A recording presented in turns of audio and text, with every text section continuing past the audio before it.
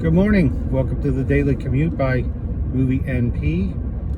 This is the vlog where we review movies, see what we can learn from them, and how we can apply them to better our lives. Today's review is Face Hugs for Everyone, Alien Romulus. It was produced, of course, by the great Ridley Scott, written and directed by Fede Alvarez, and stars Kaylee Spaney. So the story, I was very happy with it. The story picks up where the original Alien left off, and agents from the whaling company go and pick up the remains of the alien from the wreck of the Nostromo. So it appears that the alien has formed a protective cocoon around itself, and they think it's dead, but guess what? It's not. So they bring it aboard their craft and begin to experiment with it, and then we cut to a young girl who's played by Kaylee Spaney. The main character, her name is Rain, and she's on one of the mining planets, and we find that her dream is to go to another planet that's, I guess is the equivalent of the nice suburbs, but she is prevented from doing so because the Whaling Corporation cancels her passport, essentially saying that they are short on workers, so she has to stay another 12,000 hours of work. So what she does, she bumps into her friends, who apparently one of her friends is a pilot for one of the mining ships, and they discovered that they're what they believe is a ship in orbit that has cryopods in it, so that they can make the trip to this planet, because it takes something like 9 years, so they've got to go into cryopod stasis. So they decide they're going to go up to this ship, which they believe is a derelict ship, and they're going to borrow the cryopods so they can take their trip to this better planet. Well, they get up there, and it's not a ship at all. It ends up being a space station. They board its space station, and of course you quickly discover that they've been performing experiments with the alien, and shock and awe, something's gone wrong. So, and now it's a race against time and against the alien to get out of there and save themselves. So what can we learn from this film? Well, there's a few topics I want to discuss, and the last one I really want to focus on, but they're all kind of essential. So first is the idea of corporate greed. The second is over-reliance on technology, and third is persistence. And why persistence? Well, persistence is the number one predictor of success. And if it wasn't for Rain being persistent and trying multiple routes to get out of the space station, well, we wouldn't have had a happy ending. So corporate greed. So what do we have here? We have a corporation that is taking advantage of people.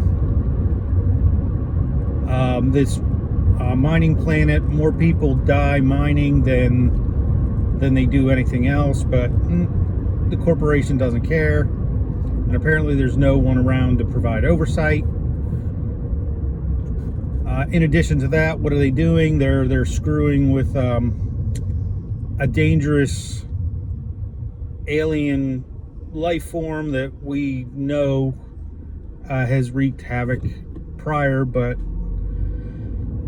they believe that there's something to benefit from this. So, against all better judgment, they decide to rescue this thing and begin experiments on it. So, when it comes to corporate greed, here's one of the big problems with corporations, and I'm not going to get on a soapbox, but whenever a company goes public, everything shifts from the product that you're actually making or the product that your company is providing.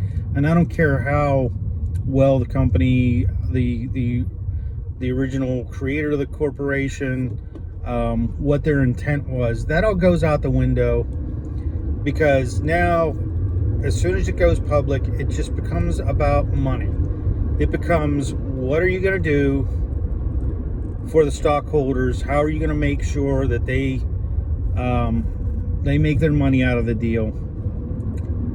And if they don't show a dividend every year, then it's not a good investment and they lose money. So it stops being about the product. And that is one of the key problems with this market that we have today. Is it's not about the products, it's not about the people, it's about money. Shocker there. And unfortunately, we don't have a great track record with a lot of corporations.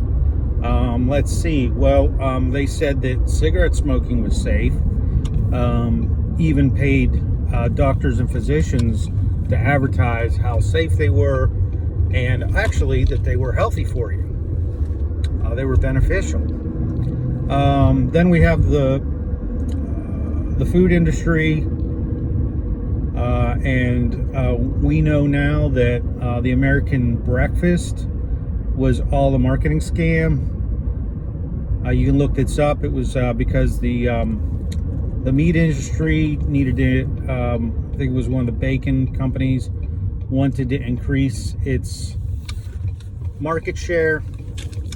So they hired an advertiser that went and promoted breakfast, and that Americans need breakfast, and it's the most important meal of the day, which is all nothing more than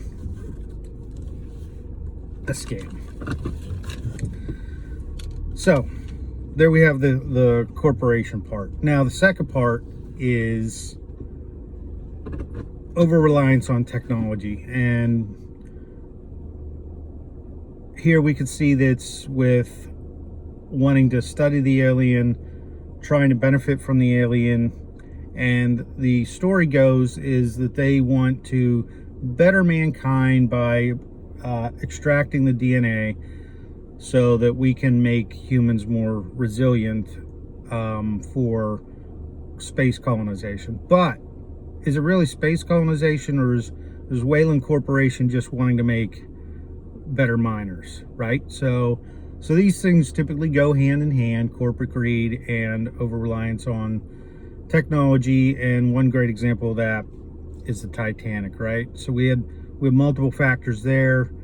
Over-reliance on technology, that this was an unsinkable ship, so we don't have to worry about anything.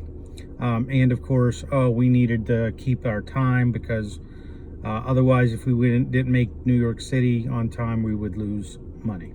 So, and there's actually some speculation now that if the Titanic would have just rammed that iceberg, it probably would have survived, because in trying to avoid it, the ice sliced down the side, opening the multiple waterproof chambers. Whereas if it would have just hit the iceberg straight on, probably would have destroyed the first two watertight chambers, and it would have remained afloat. So just a bonus there is, any problem in life, it's best to hit that directly straight on and not try to avoid it, right? But last and least, I want to talk about persistence. And again, this is goal here. This is key, that persistence is the #1 predictor of success. And so here's some data on persistence. Abraham Lincoln, he had multiple failed businesses. He went bankrupt multiple times. He was defeated. This is something that you don't get in your elementary school grade history books. He was defeated in 26 elections before he finally got elected to public office.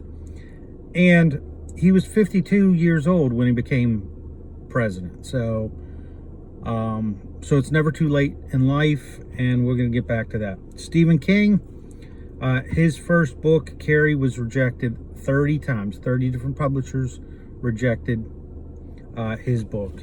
And if he wouldn't have been persistent, we wouldn't know him today, right? Steven Spielberg, he was rejected by the USC School of Theater, Film and Television 3 times before he finally said, you know what, screw this, I'm just going to start making movies. Walt Disney, one of my favorites, went bankrupt at least once, multiple failed businesses.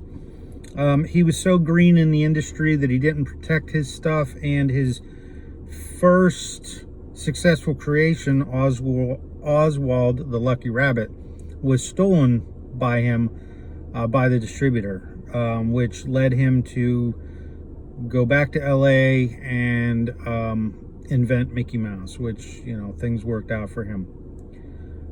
Forbes suggests that he was rejected 300 times by banks before he was finally given the money to build Disneyland.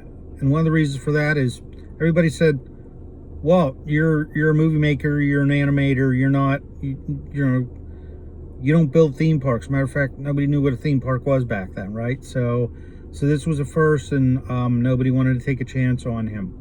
But he finally struck a deal with ABC and some and a bank. But oh, by the way, he built Walt Disneyland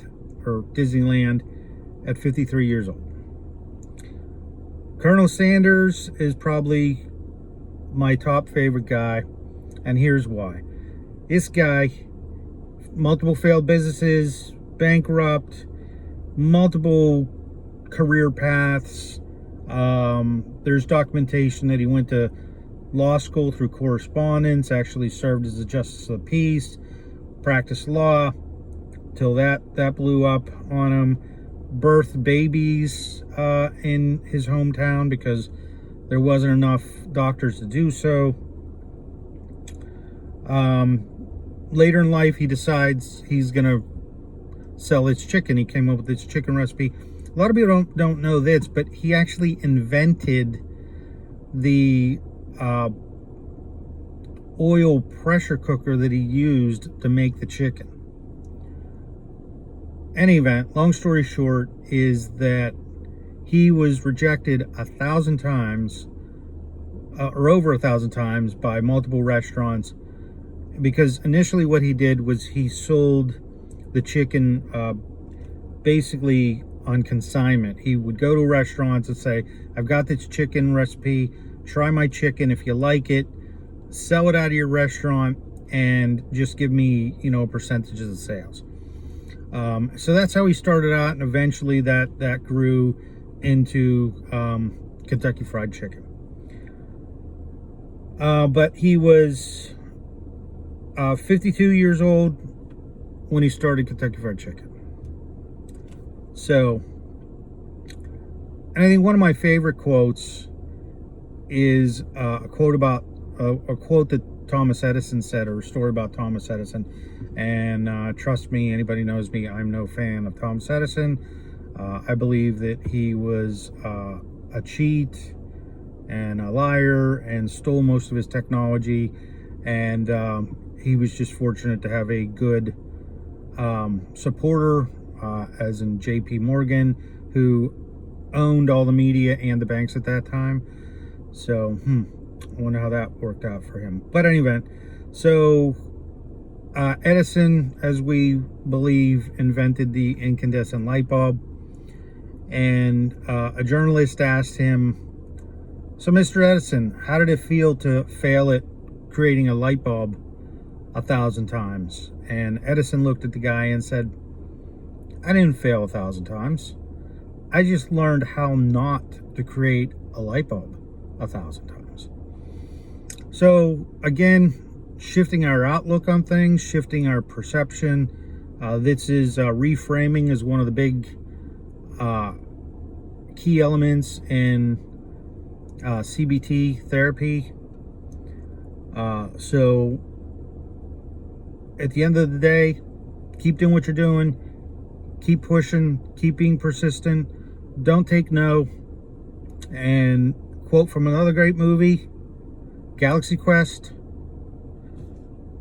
never give up and never surrender. Have a great day. Bye.